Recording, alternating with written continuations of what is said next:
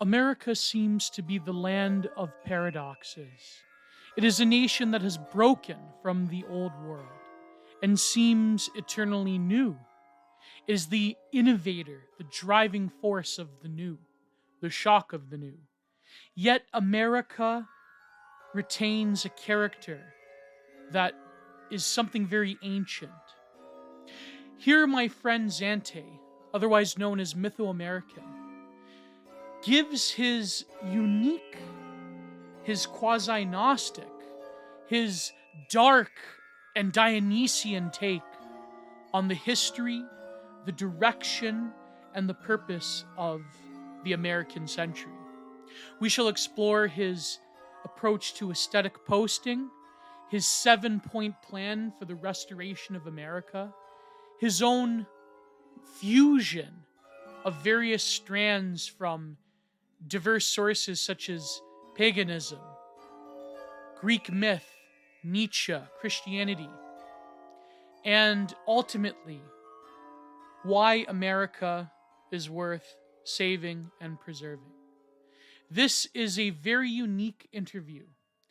As a Catholic, I may not agree sometimes with the very unique takes that Zante is presenting, but I feel that this has been one of the best interviews I have conducted on Content Minded. America shall be restored, but restoration does not mean a returning. It means a flourishing of that originary fire.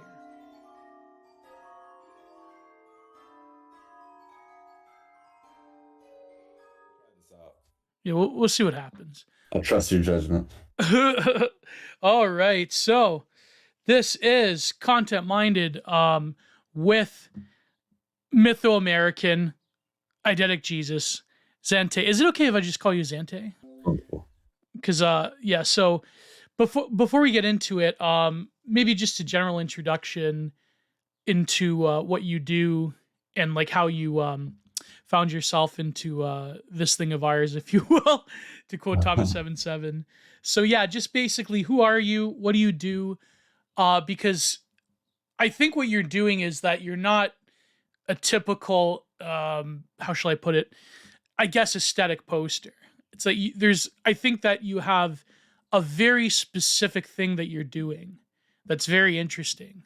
But we'll get into it. There's like many things to discuss. There's this epic thread that you did I want to discuss as well. But just give us a quick rundown right away. Yes, sir. Glad to be here.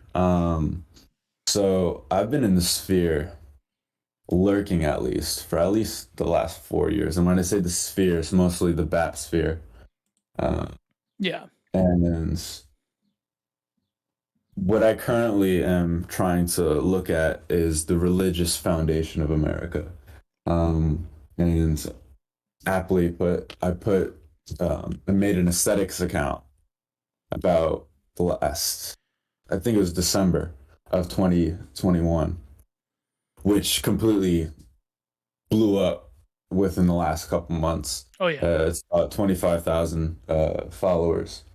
And that was just to put images to what I usually talk about on my main, this religious foundation of America, the metaphysics, the mythopoetic foundation of America. Oh yeah. And yeah, now that's become mostly what I've been known for recently. But I came into the sphere as an artist, really. I've just now trying to push music to match with the visuals, and trying different projects to really push this message across in my beliefs, and hoping to tie it all together really soon. But you know, I believe I have a unique view on the heart, the spirit of America, which I consider that America is very much a Gnostic country. It's what Christianity looks like in darkness. Wow, interesting. Because it seems that America, or rather its roots, I mean, you could say coincides with not the decline of Christianity proper, but rather the decline of a sort of united Christendom. It seems that, like, I mean, it depends on what narrative you have, but, like, America being born ostensibly out of an Enlightenment project, but then there are certain aspects of America that are much older than that in like a lot Yes. of weird ways. And I think that's what you're trying to tap into. So, Yes, absolutely. but what do you mean by like America as a I want to get into the aesthetic posting. Let me just, before we get into that, um do you consider, like, are you part of the lineage of, let's say, the how shall I put that? Like aesthetic editors, like people like Nuke Tally or like Biggie Slonk, who do the No, Hyperborean edits, or are you doing I something different? respect. I respect. I call them the posters. They're great at what they do with the bass boosted trap music and spinny wheels and all that. I think that's Austrian awesome. painter, yeah, yeah. Yeah, I think that's sick. And but I don't think that's where I come from. Hmm. So what's the question? If I'm from there, or like what am I? Yeah, yeah. Like, what is this? What is the aesthetic portion of what you're doing? Because I think, like, the images that you post on Mytho-American, they have a sort of power to them, but that is very uniquely of North America and its landscape and its planning and the way in which everything is flattened and Yeah. yeah, everything is transient. Like, I'm So looking. Yeah, go ahead. I was mostly inspired actually because I've been in Sphere a while. That Earth Eater account, Oh yeah, oh yeah.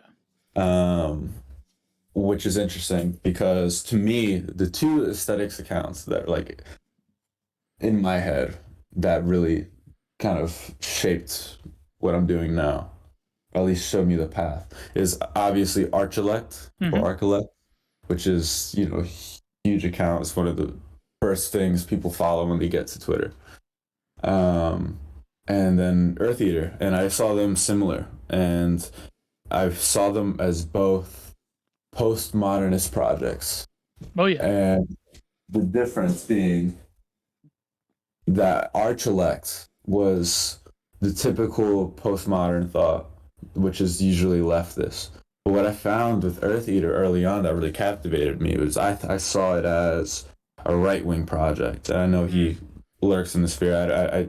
He hangs around our dissident sphere. Um, but what I saw as the distinction is that it seemed this this feeling that nature would reclaim civilization and modernity. Hmm. And Oh, sorry, oh no problem. um,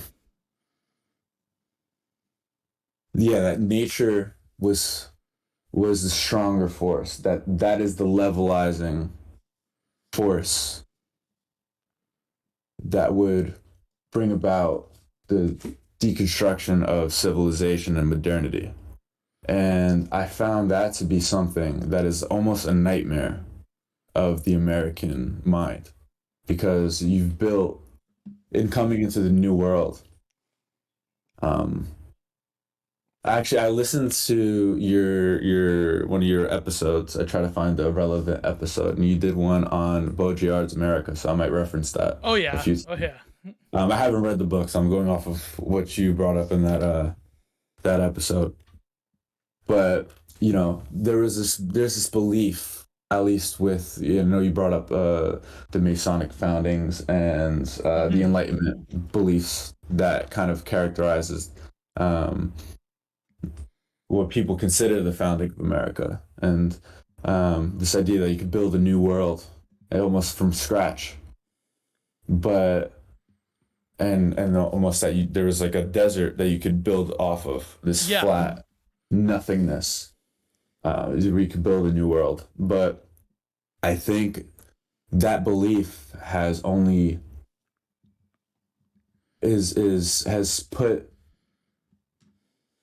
nature itself, has repressed it and put it into the unconscious. And that nature, darkness, the feminine, the pagan, all these things have been brushed aside in this very American way. Americans segregated themselves, whether it's the settlements of the pioneers, the settlers, where they had to build a little community to buffer themselves from the outside, or reservations or segregation racially, or suburbia itself. This attempt to make an insulated barrier from the outside to keep the bad things out. And I think what I try to explore with Mytho-America is that bad things find their way lurking back, creeping back in. And that is the basis for American horror. And horror is the American genre. And this is why I have such a creepy aesthetic with a lot of these posts. It's this lingering dread that I think characterizes America, and it's beautiful in a way too. I'm not trying to, it's not trying to be too pessimistic or anything. More just objectively portraying this, that in making this new enlightened world in America, I think people like to forget the darker parts, and that's always lingering in the back of everyone's minds in this country. Oh yeah, definitely. That's fascinating. I mean, I think that in America, it's the fear of the unknown, but it seems that there's something within the American spirit, like from the Frontier thesis, the Turner thesis onwards, that there's always this sort of wild frontier, and that inevitably it'll be closed, but is it really closed, or it just goes somewhere else? Like even this morning, I was going through your feed just to see different images I wanted to bring up, because there's a few of them. I know my good friend Prudentialist, who we recorded an episode of Content Minded, and he brought up the one that you had where it was a wind farm, and underneath one of these turbines was a dead eagle, and how that is that just says so much. Like that is that's what Benjamin would call a dialectical image. But yeah, so I guess in a way that represents like modernity, very particular form of sort of like the impossibility of conquering certain problems of modernity, because you all know the wind farms are like a huge scam, right? Yeah, exactly. But like the eagle lying dead under it is like very fascinating. So yes, there's a clash. That's what characterizes America for me, is the clash between civilization and nature, and the Enlightenment values and ethos of old world Europe, and the new world, the darkness of nature itself, that the wild. Oh yeah, that image is great. I knew when I found it, because all of them are mostly found images. They're rare. I get a few submissions, and I will attempt to have some original photography soon, because I drive around this country, well, at least where I'm at in the country, all the time. I'm always driving. I love driving. That's quintessentially American, actually. That's like the American activity. Yeah, just to drive around. And I'm always finding spots like, oh yeah, that's a Mytho-America post right there. So it's really become its own thing. Yeah. Yeah, I've become, I get so many submissions now, and people tagging me, and they really get it. Like I've really curated a particular brand or aesthetic with it, and it's very identifiable, and people will just go around their towns or they'll drive, and I got this one creepy video of he self-described it as creepy. He was listening to like some old AM station. I think it was like a horror story they were telling, and he was driving this beautiful spring road, trees all around, and then he very cinematically he turns the camera to the side, and you see like a Christ is coming sign. Yeah. And it was just, that's like so much of the aesthetic I'm trying to put forth. But yeah, It's like the typical American Gothic type of like Yeah, there. I Yeah. definitely, in hindsight, I've been told that that's the genre of a lot of what I post, the American Gothic. And I know I've read a bit of Faulkner. Mm. I always like the fiction that's like a little bit off. I like Murakami too, with from Japan, where the magical realism and stuff. Oh That's yeah. that's that's something that I believe can be. I think it's been considered as postmodern literature. But things that are just a little bit off that kind of make you almost a little occult, a little magic, as is in the name of the subgenre. Those things have always captivated me, and I think that's something I've tried. Something that inspires you to think that there's something beyond the curtain, something more deeper below the surface. I Oh try yeah. to, yeah, Well, like there is always this like sort of in like in the Appalachians in particular, I know that there is it's just there's always like the issue of like Christianity and that particular blend of like American revival Christianity, but there's always something behind that. There's almost like an occultic influence that comes from different things. Like we have our own version, they call it in where I live, Southern Ontario Gothic literature, but that's like the leftoid version of like young woman battles nature, blah blah blah, battles the bigoted town. But yeah, so yeah, there is something about the sort of consciousness towards the closeness of nature that Americans have that I think Europeans have sort of long foregone just by the nature of Europe being so developed and conquered and reconquered and so forth. Like there's this one image this morning you posted that I find fascinating. It's two apartment buildings and there's like this red safety light in the back and beyond like the hallway, the alleyway is this forest at yeah, nighttime. And that's very exactly. indicative of oh yeah, go ahead. Yeah, you're Yeah, no, I'm just agreeing with you. That's a good image that encapsulates what I'm trying to do. yeah, exactly. Like I mean, it almost reminds me of a lot of Edward Hopper paintings because I think he like among most out of all the artists in America, I think he was the one that really captured it the most. Because, like, for example, his one painting, what was it called? The gas station attendant, where the gas station attendant, it's at nighttime, he's wrapping up, and then it's like beyond the roadway is the forest. And it seems Yeah, like when you're driving, I mean, even Butcher talked about this. When you're driving, all you see is the desert, or all you see is the forest, or all like depending on because America is such a regionalist country. It really is just a continent when you think about it. yeah, Um, but then like you post other things you have a lot of like the liminal space stuff, like school hallways that look familiar, county fairs. Like I like Dairy Queen, like the Dairy Queen that was made in the 50s that's still around. It's like, oh man, like this is stuff. If you grew up as a millennial in North America, it's like like where it's like when you see it, it sort of deal. Mhm. Yeah. It's interesting because I get a couple of uh I guess accusations, Mhm. for lack of a better word, of doing the liminal space thing, as well as whenever like leftoids find my account, they just don't get it, beyond, oh yeah, this is like comforting image, like, Yeah, they don't get it. then they realize, because sometimes I post some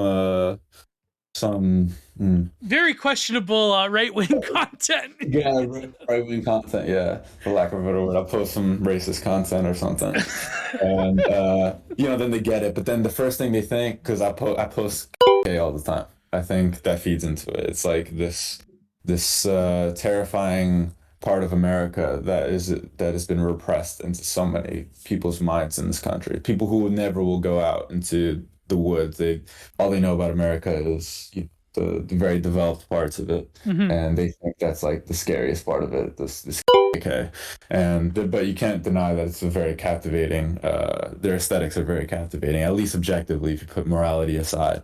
But Yeah, I was gonna ask you about that. I was actually questioning whether I should ask you about that. no, yeah, I would we be can an get into irresponsible that, journalist if I didn't ask you about that. Yeah. yeah, we can get into it, but I was just gonna say that but I'll get accused of being like a return account too, like a return Yeah. producing, Yeah. and that's not at all. And even the liminal space thing, I don't think that's because from what I understand, the liminal space thing is like uh this attempt to be nostalgic or to evoke a peaceful thing. Like I don't know, when I look it up, it's like comfort is involved, and I'm not trying to do that. I'm trying to, if Yeah. anything, I'm trying to do the opposite. I'm trying to make you uncomfortable with this thing. And I like that you brought up Hopper because the lonesome that you find in a lot of his pictures are usually, a singular person. Yeah. I try to find stuff where there's not many people, Oh yeah. mostly when it's empty, this emptiness of America. And I think what I'm really trying to expose or reveal, I think that's mostly what I'm doing in this account. I'm revealing. I'm peeling behind the curtain and showing you something. I'm giving you Gnosis. Um, is a failure almost of the Christian metaphysic of at least the hollowed out American version, or Right. what Right. what people consider the Christian American version, which has, and Catholicism in Europe, the European tradition has done a great job, if nothing else, of incorporating a lot of pagan things. Right. Right. And in America, that is absolutely the opposite. It's they've left so much unincorporated that you've I wrote a thread once about cryptids and what they are, the significance of them. And I said that they're the old gods that have been unincorporated into Christianity. They're the pagan gods of old, of the old New World, and they just roam. And Bap has a great quote saying that I think he might have been paraphrasing Mishima. Hmm. He was saying that that's what they do when you don't believe or worship in the old gods anymore. They just roam like mere sprites.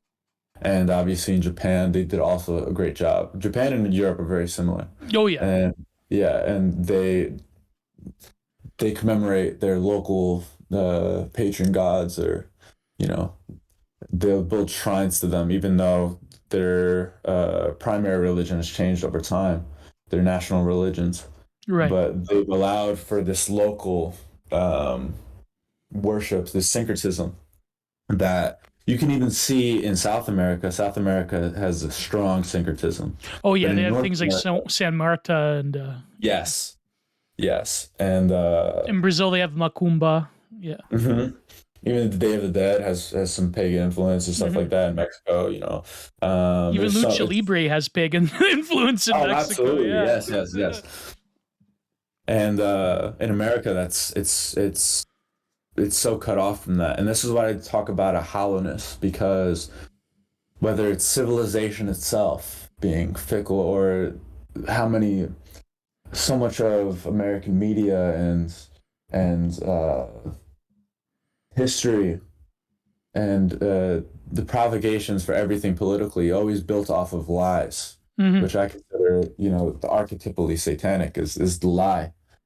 Um, you find that everything that America's built upon is very fickle and hollow, and lacks the depth of, I guess, locality or history, or any rootedness. I think that Right. you brought up with Baudrillard, which I consider, whether it's any of those things, or paganism itself, consider those things the we can go in Jungian archetypal terms. I believe that's the feminine, Hmm. and America, and very much like the Arabic countries. I think, well, the desert religions. and it makes perfect sense in them having, Christianity is the American religion, and it makes sense as such. Because America has a huge desert. Yeah. Yes, and it's, the Great Plains. And this is Right. why Russia and America are very much the same country. They have the same problems. And Europe, to me, will never be Christian. It's fundamentally pagan, just from its proximity to one another and their incessant infighting. It's always us versus them. It's a duality forever. But it's pure difference, as Baudrillard said. Yeah. Yeah, and what I'm trying to say is the link between what makes a Christian country is this leveling of all things before an absolute. It's flatness, and this leveling of all things before one sort of, I don't know, I think it's metaphysically, it's hollow, and it's ripe for I don't know, a satanic inversion, you mean? Or yes, what the perennialists they call the counter initiation, which is like the inversion of everything. Like, yeah. Yes. And I could get into what I believe. I believe that's part of the American mythos. So I think what I'm trying to uncover here is too that that's not the full story. I think people consider the founding fathers, the Masons, they consider them to be Gnostics, and that's, I guess, in the traditional sense, they believe that truth is elsewhere in the same way that the Gnostics did, that you could build almost an artificial transhumanist kind of world apart from this one, that the material world is almost evil, and that I mean, that's very much the project of the founding fathers, right? To build a new world that was never before made elsewhere. And this is a Nietzschean criticism, right, of the Hinterwelt, the other world that makes people so life denying in this world. And some people tie the Protestant work ethic with that. But what I try to explore is that the real American religion is the opposite.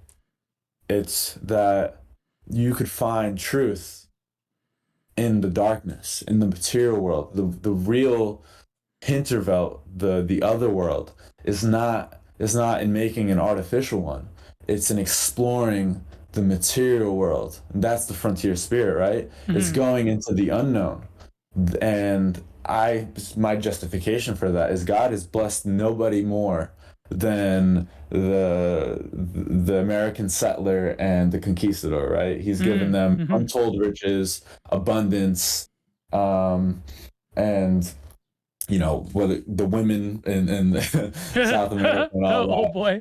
Yeah. Yeah. He's really blessed. I mean, everything, Muslims think comes to them in the afterlife. He already gave, Yeah, he already gave the conquistadors that. Yeah. Yeah. So, I mean, that's really it, right? It's going into the unknown, and I like to say my next thread is going to explore this thesis of our Hinterwelt in America is actually the hinterlands.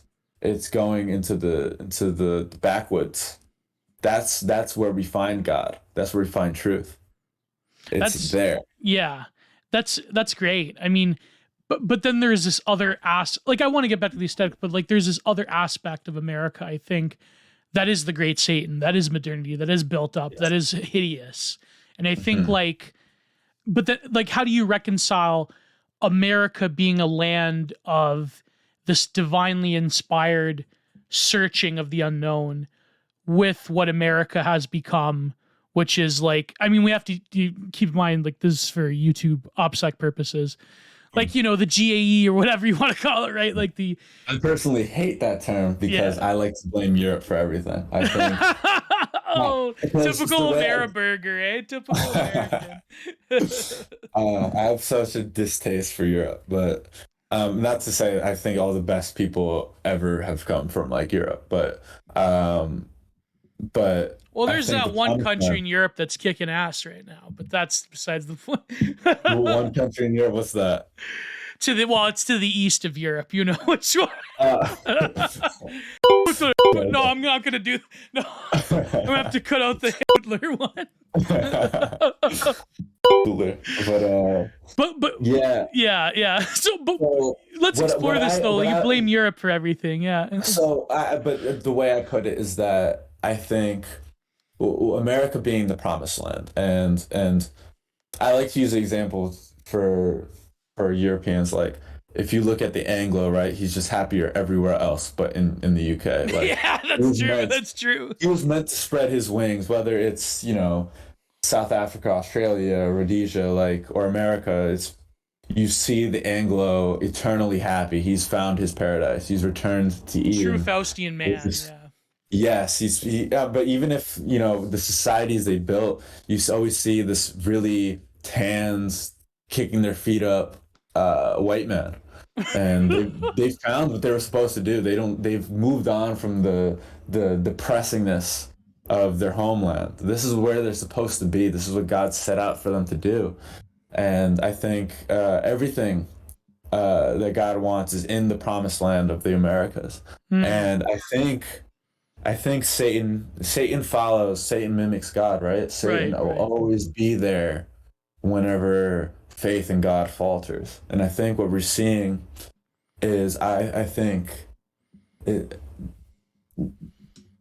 the lead up to this great cosmic battle, like the war between God and Satan, is in the Americas. It's in America itself. Babylon will be built in America, whether it's LA or San Francisco or something like that. And probably San Francisco. Yeah, I think it's San Francisco, especially because of Silicon Valley and all that stuff, that area and all that. Oh yeah. And what their transhumanist project, and I say it's the American battle, the war of the two spirits is people who the founders, who I consider a certain Gnosticism that's rightly they get called Gnostics, but it's another Gnosticism which I describe as, instead of leaving the dark world and going to light, it's leaving the artificial world and going to the dark. And I think it's a war between those two cults, if you will. It's I think you could look, there's a version that you could look at America and say, who founded it is the founders, right? It's the Enlightenment, European LARPers, right? And you could say it's those, but I'd say the people who founded the country were the settlers, and those who expanded the country weren't people who made, I don't know, like purchases of land or sent armies. It was the armies themselves, or the people who the Manifest Destiny Americans who actually civilized the land themselves. They fought the Indians. They expanded where they didn't know, where there was no map. Those are the true founders of America, and I can just consider them to be men of God. And the GAE, if you want to call it that, the satanic cult, are the people who were in DC. Yeah, you had a point about them. Yeah, no, I was just making the distinction there that it's both at once, and I think Christianity, that duality, right? Right. Yeah, that dualism, that's inherent to Gnosticism. That's why I'd call it there's always this juxtaposition between the artificial and the real world, right? And it's just two different beliefs as to what that is. And I think Satan is prone to believe that this is the bad world, and we should make a utopic society outside of it. Right. And I think God has shown, as I said, with how much He's blessed the settlers. It's returning to the material world. I think that's what it means with the New Testament, right? God had to manifest in the real world. That's everything. It's becoming. That's what becoming means, right? It's materialized. That's to me. That's what that is. Yeah, I think that's where I think Nietzsche gets it wrong with his particular criticism in the Genealogy of Morals. I think that he overplayed the sort of Platonistic life denying Yeah. element in Christianity. But what you're saying is very fascinating, is that in America, there is not salvation is in some ways, it's like that is in some weird ways like a Nietzschean interpretation of Christianity, in that Yes. not his interpretation as like negative, but I mean No, like no. the Yeah. Nietzscheanizing of it in that. It's definitely something I Yeah. try to. One of my early attempts of trying to put forth a message on Twitter was to try to do this Nietzsche Christian synthesis, and Mm. so many people say, "Oh, it's impossible," but it's so easy. How you do it is to say everything Nietzsche criticized Christianity for is just Satan, and Satan looks just like God, right? Hmm. And everything that, whether it's the cult of the weak or in the transhumanism, this embrace of the Hinterwelt, the other world, morality itself. We can get into my own, views of Christianity and stuff, or we can Yeah, stick I to want to. American Yeah, culture, I definitely want to. because I know you want to bring up that thread, but I think morality itself is a satanic lie. That's the easiest. It's led man astray in so many ways. Whether it's, you can just see it now, right? Just think of like the easiest example to me that ties all these together is fake meat, right? The Hmm. vegan meat, where you have a moral uh, justification for it, right? It's not that this is good for you, right? It's awful for you. Oh yeah, It's like objectively terrible than any it's piece yeah, of it's meat that full of nurtures you. yeah, it's you know, the natural thing, the natural steaks are obviously way better for you. But instead we make this artificial lie of meat, and that's the thing about it that's so satanic, is that it can't just say it's this new thing, right? It has to say it's meat. It has to lie and say it's meat. It has to mimic it. It That's has to mimic true. it. Yeah, yeah. And your only justification for it, it's not that it's good for you in any way. It's that it's moral for you to do so.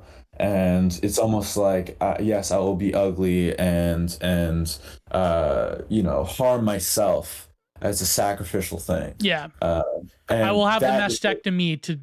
No, well, yes. hopefully I'm not getting into too No, no, yeah, no, no. bannable That's it, territory, right? but No, it's you true. can go into the climate change call of not having children, Yeah. or Yeah. or Well, Gnosticism inherently has always been bound up with the antinatalist thinking. Even like Gnostic texts like what's it called? The Pythia Sophia said, like, basically telling fem cells not to have children. Like yes, it's yeah. always then there. Yeah.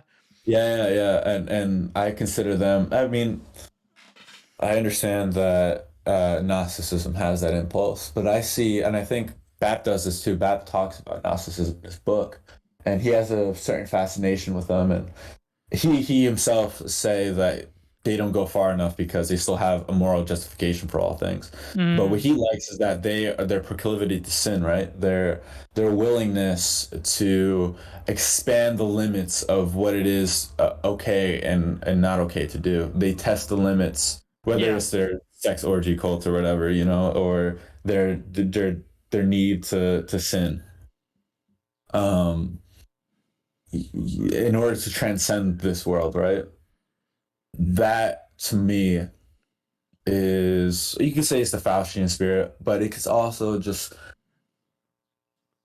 I think it's the American spirit too. I think when you look at how tradcasts look at America, they just see them as backward sinners almost. This is why post K and stuff like that, because that's like the cultishness of America, the self-interpretation of it, this almost negligence of law itself, Right. the Right. outlaw, the cowboy, right? Now it's a That, serial. That's yeah. yeah. And Or the that's spree almost like shooter, an whatever. inversion Yeah. of it. Yeah. Yeah, it's almost like an inversion of it, right? The serial this I don't know. It's like unheroic in many ways. It's a refusal to really uh enter the world. You see with the incel, right? It's this insulation and fear of the feminine Right. rather than Right. jumping right into it, right? You can see that there's always this opposites distinction, that things look similar, right, on their face, but really deep down underneath it all, it's always this Satan God distinction between each other, where they almost do the same things, but actually deep down they're completely different. And I think that's the Satan, uh, that's his imperative, And the to make you doubt the legitimacy of God by mimicking him and presenting a false image of him. 100%, 100%. And it seems that the obsession with true crime and the obsessions over the Mhm. incel as a Yeah. biopolitical category, it seems like that in itself is another, like, quintessentially American, like, hideous inversion. Like, especially like young women are into true crime. Like, that's kind of That fascinating. ties in, right? How the fascination with the darkness, right? Right. This terror that's lingering. That's what the serial, even just slasher films and stuff like that. Or I did a episode with Astral that's gonna come out soon where we break down Friday the 13th Oh yeah. and Nightmare on Elm Street. And that's pretty much it, right? It's the terrifying darkness of the outside creeping into the inside, Yes, and it can yes, happen at yes. any moment. That is the fundamental nightmare of the American mind. And I think that's what you're doing with Mytho-American. It seems Yeah. that this is what Hopper did. But to go back to like the morality thing, you mean that it's the hideous inversion of morality, or rather, the sort of secularization of moralistic thinking that has led us astray. Because like that's a powerful like inversion of the Christian Yeah. message of things that are plentiful, like go forth and multiply. Hmm. You are the stewardship of the land will give you plenty. Now it's like Yes. fake meat will give you give you Yeah, yeah, plenty, yeah. plenty of cancer and plenty of weird endocrinic disorders, but you Yep. have to do it because it's a sacrifice. Like, Exactly. and then And Christianity is sacrifice, but it's like yes, and I think yeah, yeah, my view on it though, I go further. Maybe it's because I have to have edginess, but like I think good and evil itself. Who tricked man into good and evil? It was Satan, right? Like into the knowledge of good and evil. And I think in that it's given us shame and doubt, all things that Satan tries to provoke, right? It's our self-consciousness. It's looking the self-awareness, the irony itself, all these things came from when man bit fruit, right? And the only way to come back is to deny these things. It's to double down and be like, okay, I'm not going to listen to the little voice in my head, whether it's telling me to doubt myself or to hate myself, right. or it's the moral conscience itself. It's all the same voice. It's all Satan whispering in your ear. And the only way to return is to return to ignorance, right? That's what characterized Eden and why it was paradise. It was this ignorance to that voice, and I think God allowed us to fall so that we can be tested by that voice and to willingly ignore it. And I think that too is American. The ignorant Mm. American is so powerful. I don't know if you saw. The ignorant American's literally the most powerful thing on earth. Yeah. Absolutely, absolutely. It's this shamelessness of Americans, and this is that's something that I love about a lot of Christians in this country is this one is this proclivity to naivety, but in a good way, to where you're inherently, it's weird because you're naive to the point where you don't know better, but in not knowing better, you're immune to a lot of the propaganda, right? Right, right. So yeah, you're almost immune to a lot of the lies or the whatever the regime of the cathedral puts your own interpretations of things, whether they be conspiracy theories or this is why I also did a thread saying that Q is pretty much a Gnostic cult, in a good way, that they have a healthy distrust of Yeah.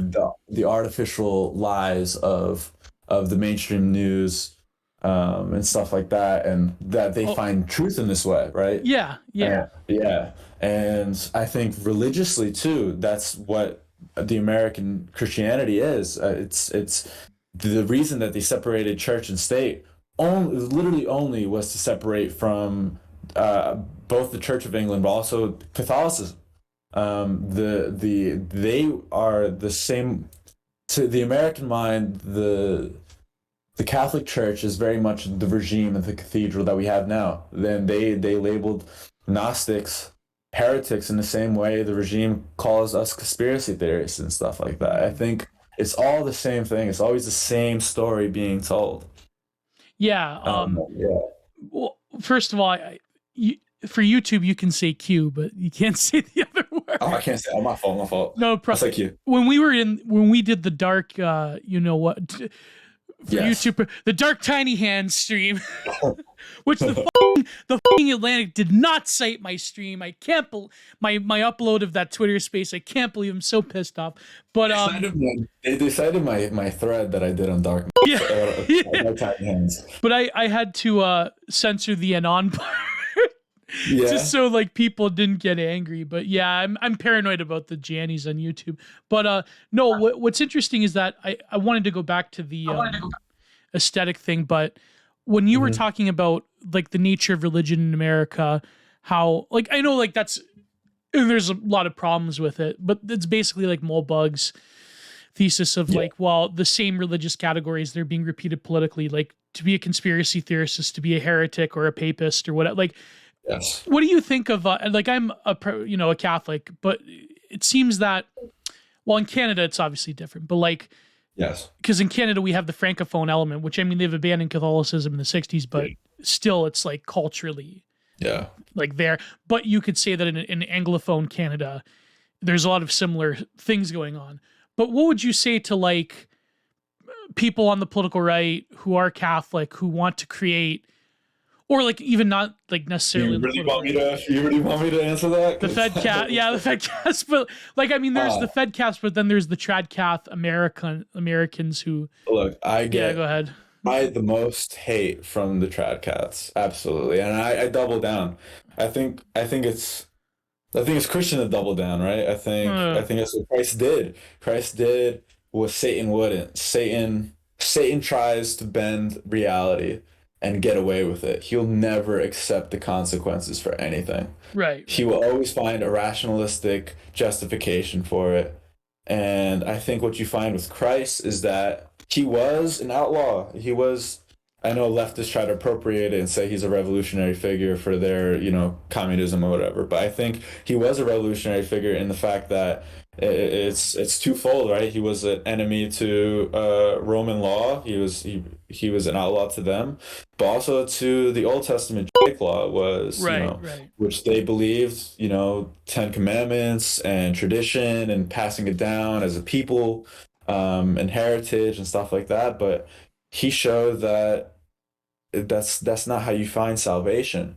I think I wanted to make another Christianity and Nietzsche synthesis is he embodied love and the passions, right? And those things go beyond good and evil. They go beyond law itself. You will do the worst things for love. You will do, and that's okay. That's what matters in life. You will break whatever law stands in the way of the things you love, and that's what guides man more than anything. Yeah, that's like what Strauss said about like the thesis between Athens and Jerusalem, because like Judaic law being very rigid and very logical and very one way, but then Christianity was like the reintroduction of Hellenism, of the passions, and I think Bap said this very low key, but it's become something that I've been fascinated. I've been doing research on. It's that the living remnant of Greek mystery cults is found in Christianity. Right.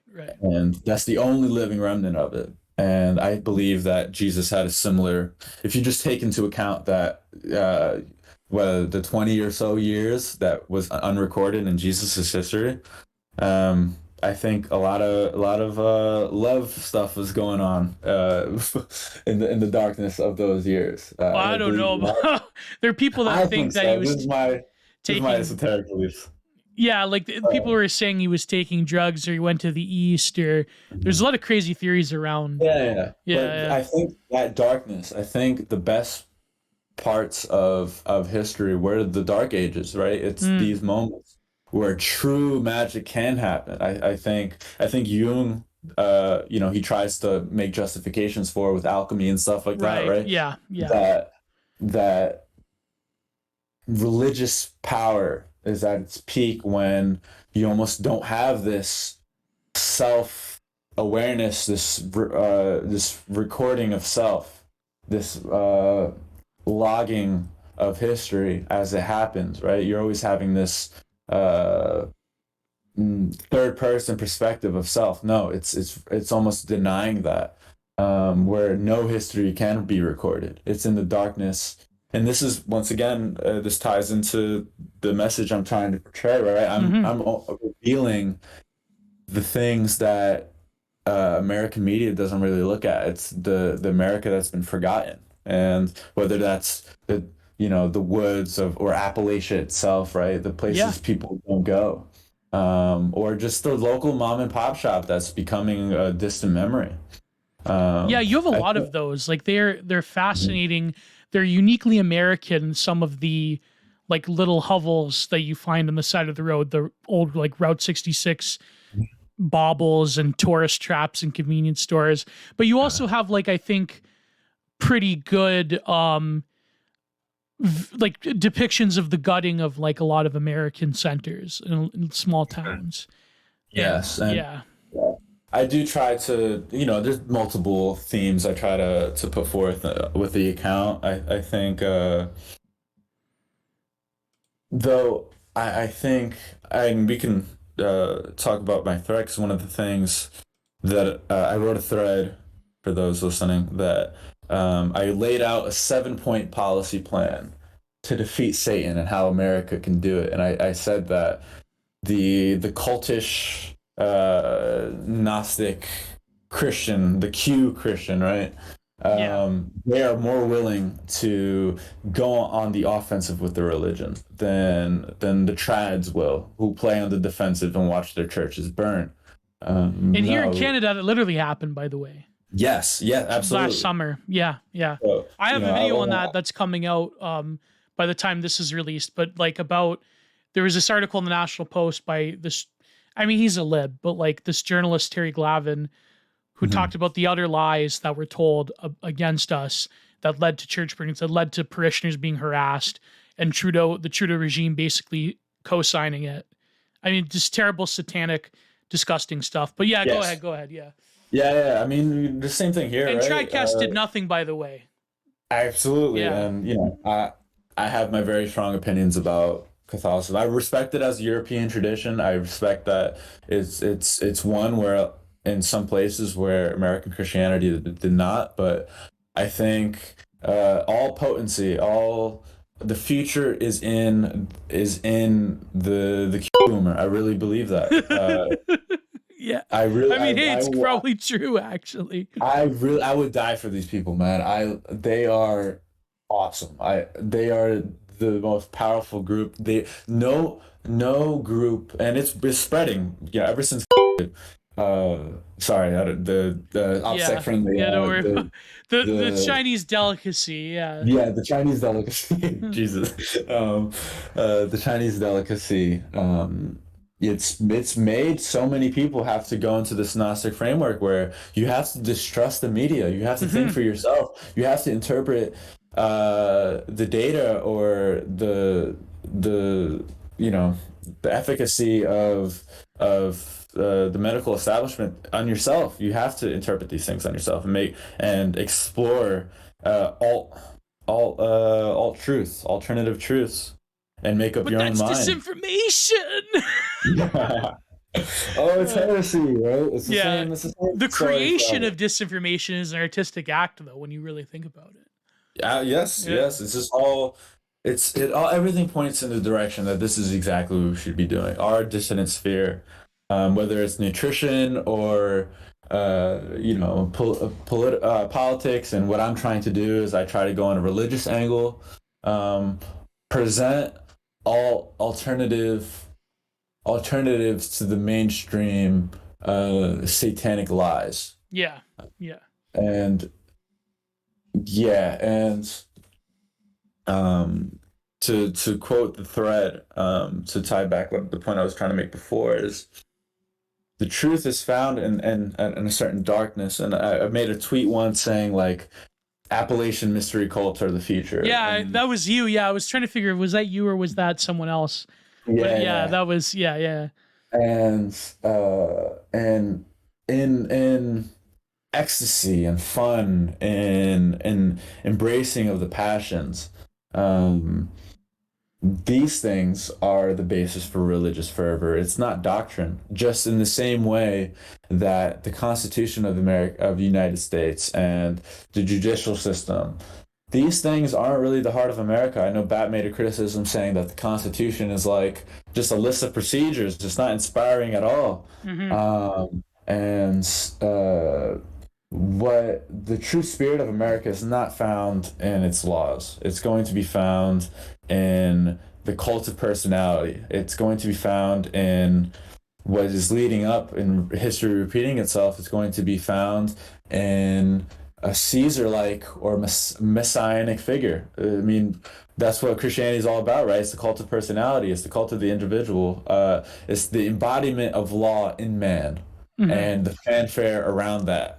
And I think we saw that with Q, right? They've memed Trump into this guy who is a messianic figure, and we know now maybe that he's not that guy, but eventually, the the Q boomer was not wrong for awaiting that figure because that the salvation, our salvation is in a figure like that, in a man willing to cross the Rubicon and to take law into his own hands, to say, "I am the living Constitution," as Bap says always, and true religious fervor will be around a leader like that, igniting huge crowds and huge parties and festivals, carnivals.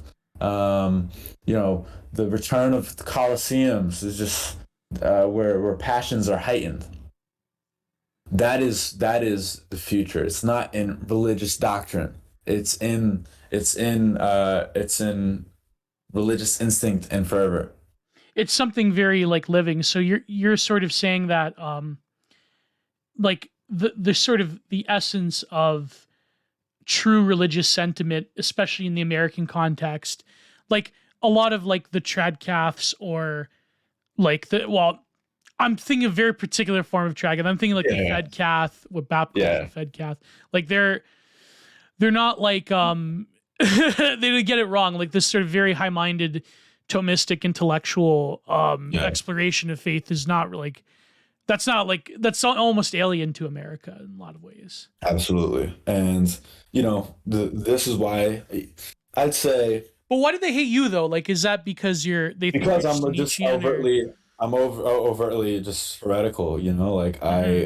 I don't see things in a good and evil kind of thing. Like I will embrace so many because I believe, the truth lies in the darkness, which is, Nietzsche says this, that truth is feminine, right? Mm. Uh, I think Christ's whole mission was to embody the passions, right? He was able to bridge heaven and earth. He was the Trinity in that way. He broke the duality by embodying both heaven and earth.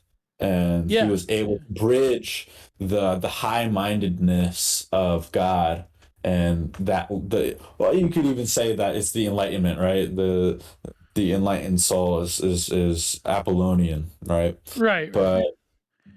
But I see Christ as Dionysus, and I don't consider the dichotomy to be the Apollonian and the Dionysus. I see the Dionysian as this third path between the feminine darkness, the chthonic, and the Apollonian, which you could Mm. say is, Sky Father versus Earth Mother, right? He is the son of both of them. He is able to bridge these things, and that's what it'll take. It'll take for the future. It'll take a guy who can ignite this um carnal chthonic power and guide it to higher things. But Um, why America though in particular? Why America? Is it just that well, are we like you, in their uniquely American century, or is that there's like a destiny to it? Well, I think so. I don't know. To quote again, like God has blessed nobody more than they did Americans, and I think Mm, that was a sign in that direction, right? But if you just look at the, I'll say it this way: the founding of America, I think, has to do with its its its place in the wild, right? It's mm, this great project to civilize the wild.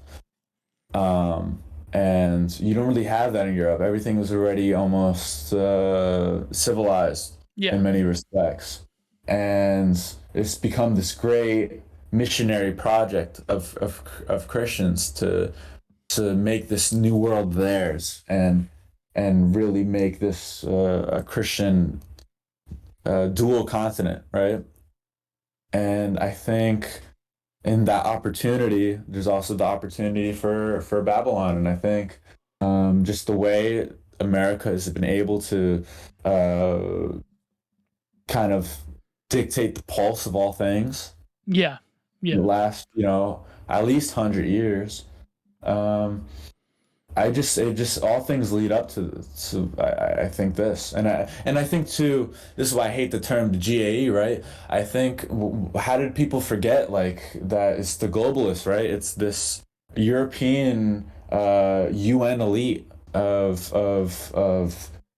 European Enlightenment thinkers or Enlightenment propagandists who they themselves want to build a new world, right? They Hmm. are the build back better crowd, the new world order themselves, right? They have hijacked America. It's not that America's pushing their own. This is an American ideology. American ideology is in uh, the layman's Christianity of almost being ignorant to this propaganda. And if we're being real, it's America's been the last to really adopt a lot of these things. That has been you know what's the global GAE The global uh, homogenous. global Yeah. homogenous. Yes, I'm Yeah. trying to abide by opposite The words. next hour we can be much more open because I'll paywall the the last portion. But Yeah. So yeah, yeah. how long have we been going? An hour? It's been an Yeah, hour yeah, so far. yeah. But because I wanted Okay. to get back to the aesthetic part, but also wanted to ask you about your thread. Yeah, But we'll get. I was just gonna wrap it together that yeah, um, American Christianity itself is the last buffer in its naiveness, in its naivete, in its ignorance to the cathedral, to the laws of Europe, what they're trying to build, the globalists, right? Just think of Alex Jones. Alex Jones is the American Gnostic. He will not believe. He yeah, believes that we live in a fake artificial world, and that the truth is found outside of that, right? And I like to say the founding myth of America, and this is something that I'm slowly building towards, really writing in its proper form, is that the founding myth of America is the Jersey Devil myth. And if anybody knows interesting. what the true story behind the Jersey Devil myth is, that it's not necessarily an actual cryptid. All other cryptids are real except for the Jersey Devil. The Jersey Devil myth originated between a feud between almanac writers, between Ben Franklin himself, who wrote his own almanac, the Poor Uh-huh. Richard Almanac, and he was, obviously politically potent, and he was able to awaken a certain American consciousness too there. And Yeah, him I being love amazing. reading almanacs. By the way, they're like there's They're something awesome. about them. Yeah. And then his main opponent was a guy from New Jersey. I'm from New Jersey myself. And his main opponent was this local backwoods almanac writer of named Daniel Leeds, and he, to the dismay of many Quakers and Puritans, he was using uh, pagan and esoteric astrology and heretical things to make his predictions for his astrology. He was providing natural remedies, just like the right-wing hippies that we have now, right? Right, Where right. we're offering, natural remedies and holistic. So more like Uh, Ray Peters or whatever. Yeah. yes, Ray Peters, just like that, right? Yeah. That in him was the American tradition where um, this idiosyncratic interpretation of things became demonized. That's what Ben Franklin did in his book. Was he called him the devil? That's where the Jersey Devil came from. Mm. Is he demonized the true spirit of America, who the backwoods American who kind of found truth in his own hands, right? Was able to spread it Yeah. locally. They've demonized that figure. And eventually, there was a political battle outside of that, and pretty much the Leeds people and who they backed lost, and the Masonic Quaker elite won out. And you can see this back and forth between the surface American of DC and who founded the country when the myth that they tell us in history class. But the real spirit of America is actually in the autodidact and the Infowars, right? It's a never-ending Infowars. It's Alex Jones embodying the Daniel Leeds Jersey Devil spirit, and they treat him the same way. They treated him as a conspiracy theorist, and he's forever redeemed as time goes on. He's been right all along, and just like I say, Leeds was right all along in a lot of things. Yeah, that's amazing because you know what's funny? Like the before last night before recording this, there was this so it's like powerful synchronicity. There was this stream on my friend Joel Davis's channel with Josh Neal and Borzoi. And Borzoi brings up this exact same point actually about Alex Jones being the embodiment of true Americana in that he is this religiously motivated wild man, yeoman, Mm-hmm. shouting and gnashing teeth and willing to fight as Yep. a mountain person. That and it's Yes. funny because and Josh Neal brings up a great point. Ironically enough, I was recently on Thaddeus Russell. He mentioned Thaddeus Russell's book he wrote years ago about how America in particular, it wasn't so much the great man thesis. I mean, of course, there were great men in America. There's like, George Yes. Washington. Mm. But it was more like what you were saying, which I mean, maybe I'll ask Thaddeus one day. Like it's what you were saying, like it was the average wild man in the Appalachians, or it was the settler that came from the Mayflower. Those were the people that were like the backbone of what created very uniquely like American spirit and identity. And Yes, yeah, exactly. yeah, And I like to say, now you see Wignats try to say that America is a people. I don't think so. I don't think. I think you would have to, in order to make a nation a people, you would have to either have a Judaic view of things, or you would have to have a pagan view of things. And America being Christian, I think you have, because I consider paganism to be almost an Earth Mother cult, regardless of their belief in patriarchy or whatever. right. Um, that pisses off pagans. I have a lot of pagan friends that disagree with me. I consider it to be matriarchal because they put race and the feminine and earthly things almost as primary. They think nature is everything, and I think Mm. that just lends itself to a certain feminine dynamic. But in embrace of a sky father, right, you have to almost transcend race, and I believe race is very important. I said before, I post racist things, and I think it's important. Yeah, you're not hiding your power Yeah, levels. Yeah, not at yeah. all. Yeah, I think it's important, but it has to be incorporated to a higher thing, right? It has to be uh, almost in a way, the masculine is artificial. The masculine has to become in order to legitimize itself, and I think this is something the postmodernists get right, right? Right, Uh, right. There's performance within gender. Yeah, and I consider the postmodernist project pretty much a cult against the masculine itself. It criticizes all things man has ever created, and things that man has created are all artificial to some extent, and they are all perpetuated through force. This is what makes things masculine themselves. It's the becoming, the actualization of things that are not made naturally. Yeah, they were And right about it. It's just that people like us, yes. we say Giga Chad yes to it. Yes, About it. exactly. Yeah. That's it, right? It's you have to double down and say, yes, that's exactly what we should be doing. It's not, oh no, this is bad and we need to like rate ourselves. Like, no, like even sex itself is a way of applying force in order to create things, right? That is Right. what Well, let's not go that too is. far into that implication, but it's true, and it's true. Yeah. Yeah, Yeah. that's There's a what it is. submission. There's like a willful penetration, Yeah. a violation of Well, one's you know, body. you can Yeah. you could go into that psychodynamic thing. I tend to do that, but my point being is that if we're going to describe what America is, you either have America as an idea, right? Where, so I give it to akin to the satanic founders, right?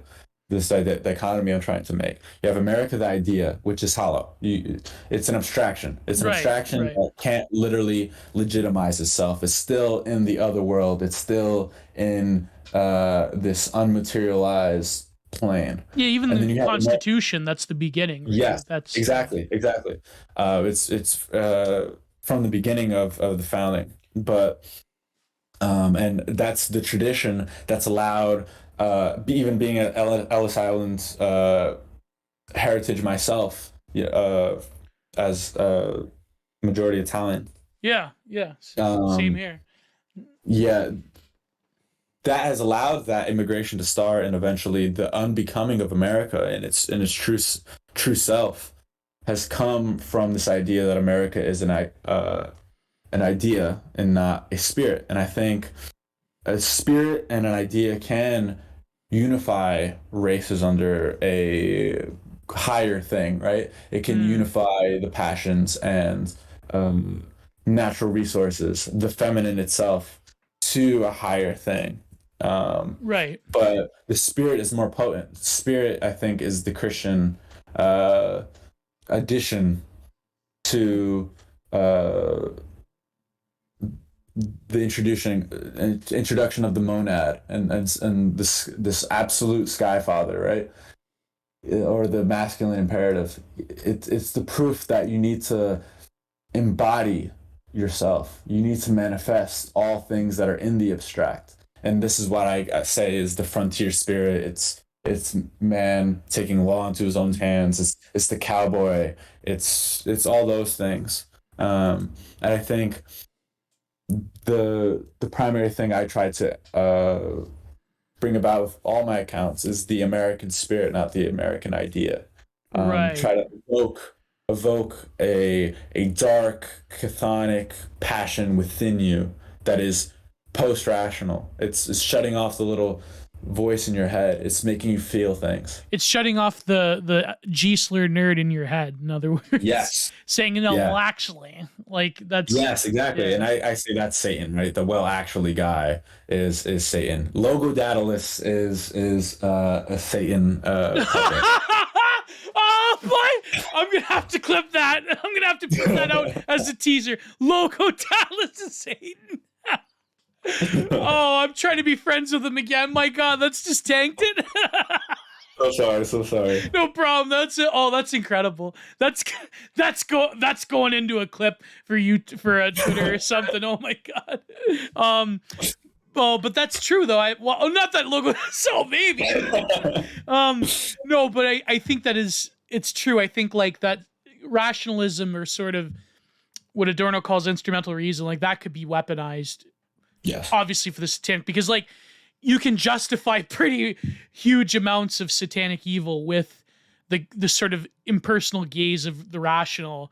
Like even nowadays, I mean, our good friend Conan had that thread about sci-fi writers doing a lot of cheese pizza stuff or advocating for it. and I mentioned to him about, there was this Maclean's magazine. For those who don't know, if you're Canadian, if you're Canadian, you know, Maclean's magazine's like typical like normie lib magazine in Canada. They had this article from like 2005 about how Star Trek convention nerds have a high propensity to be a part of a certain man-boy love association. And it makes a lot of sense when you look at, I think, how if you've sort of gotten rid of belief in the afterlife, or a belief in our creator, and you sort of substitute it with a very worldly notion of man's capacity for conquest creating utopia, then you could say, well, what about all these other artificial constructs, like, for example, between ages and between pleasures and between this and that? It's like, I can see why, for instance, a lot of like less wrong, like rationalists or neo-rats, whatever they want to call themselves, neo-rats, post-rats, can't believe it's not rats. I like, a lot of them have very creepy ideas around sexuality, like Ayala, for instance. It's this rationality is cope. Rationality is meant, it can't deal, and I say rationality is the main characteristic of what Satan is. Satan is a rationalist. He's hyper rational. Right. He offers every justification for everything, and it's because he cannot deal. He is the false light, right? He, I think, is this Apollonian figure. I made a tweet that kind of pissed a few people off, that Jesus is Dionysian. He is not this lie that he's Apollonian in some way is the dumbest thing I've ever heard. It's the clearest satanic inversion I've ever heard, right? Like, that guy is literally like, his blood is wine. Like, he's the embodiment of the passions. And well, he overturned two pretty rationalistic orders, both Rome and Jerusalem. Exactly. So there you go. Yeah. Exactly. It means, I think satanic rationality hates darkness. It hates that there's a bridge that which cannot be known. Right. He hates the barrier between truth and the self, and the infinite gap in between it that cannot be known. It's this fear of the darkness that makes itself, okay, since I can't know this thing, I'm going to use logic to fill in the gap. And obviously it's all cope and it's all lies most of the time. And in order to also justify itself, it needs to do this. It needs to provide justification, whether that's a moral justification. Just look at new atheists, right? Right. New atheists. I don't want to look, but I'll look. New atheists and secularists, their main thing is not anything other than to provide moral justification for itself. What does Sam Harris have a book on, right? It's, oh yeah, no, we have morality. It's actually, you're a good person if you're secular. It's the backwards religious folk who are actually immoral. I'm going to provide biological justification of of a new ethic, and that greatly calls out the leftist number when people say these people are immoral, right? These people have no morals. They're relativists. Yeah, they're relativists. No, these people are hyper moral in every way. These people only care about ethics. He brought up this great point that, like, these people write books like ethical stuff, right? That they can't. It's not enough to be, embracing the sexual revolution and to discard moral sexuality. Was that Jessica Valenti that wrote the ethical someone else? I have no idea. I don't know exactly. I just know he uses it as an example. Yeah. It's that these people need to because of their own satanic self-awareness and their own shame, they need to justify that whatever they're doing is actually good. And you could say even the American government does that every step of the way now.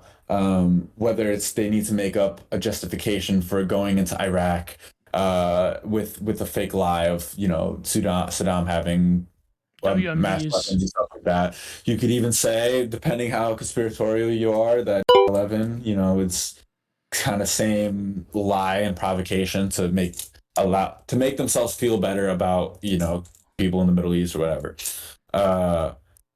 these things, or even you could go to the Spanish-American War, right? People think that what provoked that was like a fake bombing of like a ship or something like that. Mm. Um, and you could maybe say with the mass shootings of today, they glow a little bit, right? It's always this need to make a lie and then morally use it as moral justification for something you actually always wanted to do, and then buying into that and thinking, yeah, no, this is right all along, this is actually the truth, this is the Satan American playbook. Yeah, and exactly. Yeah. and my main thing with my account is to deny that, to deny this rational impulse, to embrace irrationality again. And I think that this is what right-wing postmodernism is to me, Exactly. is Exactly. that it's the suspicion, and I think Gnosticism itself is what a right-wing postmodernist thought could be, is that in postmodernity you have a suspicion of the validity of things, right? Of the constructions of the world, of the modern There's a world. malleability into the narratives. Like man as a Yes. narrative being, its recognition of that, saying that Mhm. narratives can become unreliable over time in terms of Yes. mass spectacle driven society, right? Yeah. Yes, and fundamentally that all things are. So I read Baudrillard a while ago, the simulator and simulation, right? Yeah. Just basically, I only remember things in spirit. I can't really recall too much text. I read it fast for a school paper. But there's one thing that stuck with me, and I'm paraphrasing. You could forgive me. You could correct me if you need. But he wrote about, I think, Egypt mummies and archaeology itself. It was early in the book. Um, it might have been the first 10 pages, and he was pretty much describing what deconstruction is, and he was saying that an archaeologist tries to get at the bottom of things. He tries to peel back the layers, but what the archaeologist finds is that there's nothing behind it, that there's zero there, that what you find and deconstructing all things and uncovering things underneath the dirt is that there's actually nothing behind it all. And that is, uh what most postmodernists believe, right? That everything Mm. is a artificial construction, a social construction that was made arbitrarily and then pushed forth because of consensus or by force. And I think what a right wing postmodernism believes is that no, it's what's behind all these things is God. It's a truth underneath the lies Mm. that you can peel back. It's peeling behind the curtain, you find the truth. And it's in deconstructing the world, you find the true actors behind it all. And I try to say Jung and his archetypes shows what actually is the world behind the world, right? It's these big players that possess the people in the material plane and are its arms and legs, but the things behind it are its true character and these big archetypes. It's not that there's zero behind all these things, but there's the archetype behind all these things. And I think just judging from the few things that I know about your content, I think you're of the same mind, correct? Yeah. I think that in terms of the way in which these archetypes manifest and the way in which the sort of the free sort of eminent plane of being or becoming that God has granted us, it seems like that is like postmodern in the sense of there's a malleability, there's sort of fluidity to them, but behind it, it's not that God is another quote unquote meta narrative that the postmodernists overthrew. Rather, it is the plane of all being that Yes. we experience things. It's like, but what happens here in sort of the temporal realm, that can be, that is up for Mhm. debate, though. That is always Yes. deconstructed from the beginning. Because remember, deconstruction, it's like, it's a matrix of things. It's like Derrida with Yeah. difference, right? Like he changed that subtle spelling to invoke Mhm. how language itself is malleable and how there's Yes. always like a like what the Stoics called the Kleinman, like that's like the thing, the agent of anti-fragile, or not anti-fragility, the opposite, like the agent of chaos that moves the world, right? Like it's like that is within the text, within language, within being that is created from language. There's always that sort of indeterminacy. There's that little slip that can open up this matrix of like, okay, what defines a word? Everything else defines it. Like, it's like, well, I mean, in some ways, it's almost a weird form of in Buddhism, it's like Shunyata, where it's like mutual origination. It's like language itself is mutually arising. You can't define words without other words. You know what I mean? Like that's Derrida's point. Yeah, and I think too with the postmodernists is that they have no proclivity to nature. They have no understanding of the feminine, and again, this is something I try to put forth because everything's language to them. Everything is yes, language. everything is man-made creations. Its attraction is primarily to the matters of men, whether that be law or civilization itself. Things that are Paglia does such a good job in saying how fickle civilization is to nature, and that it always succumbs to nature. But the masculine imperative is to create something that is unnaturally long lasting, that it transcends its life cycle. And we've achieved such insulation from nature that it tricks so many people into thinking that nature is malleable to the masculine, right? That's Right, what masculine does. It uses natural resources to build things that are not naturally recurring, right? Which are whether it's a house or civilization itself. But we've tricked ourselves in recent times, especially in America, for urban Americans and for even suburban Americans now, that just think of how fickle it is.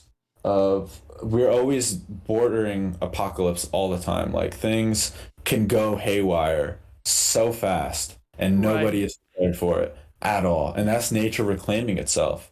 It's the death throes of civilization itself.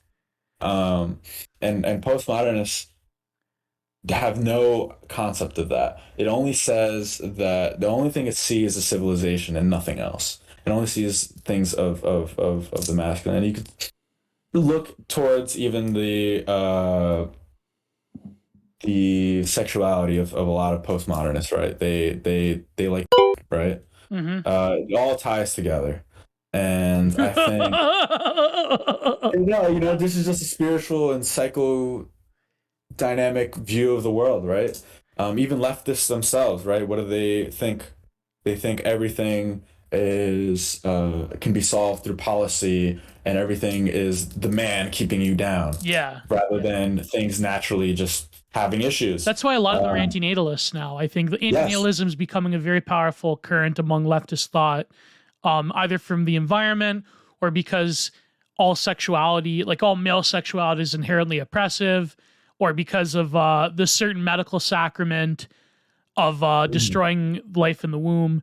That is also literally a satanic religious Molochian sacrifice for them.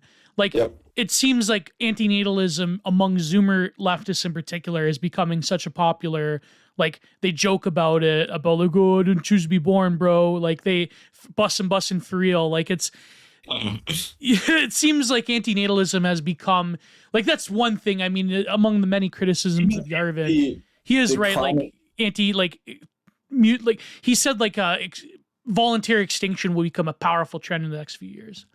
Absolutely. And you could say that's like even nature's way of purging itself of undesirable undesirable thought. At minimum it's undesirable thought, right? That's stuff that just will not allow itself to propagate. But even the Bible, a bad tree cannot produce good fruit. A good fruit cannot come from a bad tree.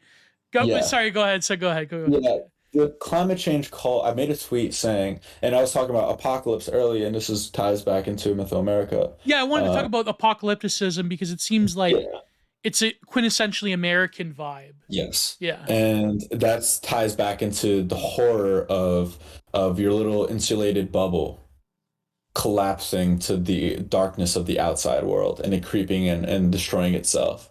That is what you see with the climate change cultists. They're a cult. You know, and I don't say cult in like a moralistic way, like all cults are bad. I think the cults, the Q cult and the conspiracy theorist Infowar cult is a good thing. Yeah. Uh, Yeah.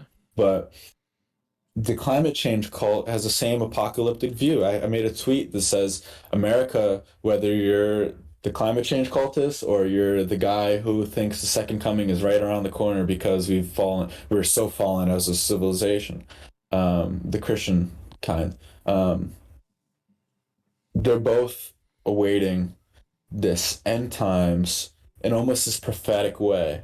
Yeah. And what you see with the climate change believer, to tie back what I was criticizing postmodernists and leftists for, is what do they think? They think they're even in talking about nature, they have no inkling for what that is. They still think that you could solve the solution is more policies and their main target is that it's man-made climate change, right? It's not that the climate could ever change on its own. It's constantly looking at the man, the architects of the world, and vilifying them for the problems of all things. And I think, at least in our dissident right spheres, we acknowledge that there is some hegemonic order that pushes the unmaking of civilization, but we also acknowledge that the chthonic underpinning of nature that is right around the corner. And you could see, I love the eco-fascists. I love Pine Tree Twitter. I'm too urban to be them, but Pine Tree Twitter the Mytho-America is pretty much in dedication to them. Like, straight up. Like, well, we recently had on Trash. I had on Trash World Citizen. Yeah. He's like was a huge like early. Well, he was by Alexander Sabrowski on Twitter, but like he was an eco-autist back in the day, and yeah. That they are the people. If America was to devolve into like civil war or something like that, they're most prepared for it. Absolutely, and I think they are very much the future as well. But there's the understanding, right, that no, I need to be strong. I need to be prepared. I know civilization is fickle and it could collapse at any moment, and that's a huge theme of Mytho and this. Yeah. That you could just see. I post a lot of. There's a desolateness and emptiness to a lot of the images. Tons. But it's also to show like I don't know. I'll post like an abandoned church that's been overcome with like I don't know, the plants foliage. Yeah. Yes, foliage. That's the word. Claiming it almost, and you see like a small house surrounded by the trees, and almost that who's really in control here? Is it nature who's in control, or is it your little house in the woods, right? Right. That's yeah. Like even like the one image you posted recently, "Good Night," where that comes like right from one of the Hopper painting, where it's like a house in the middle of the woods at nighttime. There's only like the porch light. There's no two people. Like there's a couple in Hopper's painting looking away from each other. But here it's like, that's pure darkness and it's only that porch light. And I know like driving through like in Ontario, we have like where I live in Ontario, Niagara region, like we have a lot of similar like little suburbs, crossing over into wilderness, crossing over into bigger cities. Like you do see like those houses that are in the middle of like the bush area. And it's like at nighttime, it's like, there's no street lights. There's only those little porch lights. And like, for example, like going back to the American Gothic thing, like I'm looking at the feed you have here, you have like all of these like crazy revival, like Appalachian, like Appalachian Christian cult, like they put up these billboards. Like one is says only one way to heaven. Another one says, where is it? Oh boy, take care of the land. Someday you'll be part of it. Uh-huh. Don't speak to strange children. Like it seems like there's a sort of sense of like a mania or a madness within a lot of like these very deeply American like revival traditions. Another one I quite like is that says it's a stop sign in the middle of like a overtaken road by nature. Like there was this, I think even Baudrillard wrote about this, or it was some other writer of that ilk, about how like during the 1980s there was the like sort of there was a rebirth of a lot of like Christian apocalypticism in America, like end times prophecy thinking. Like there was that one book by Hall Lindsey, The Late Great Planet Earth.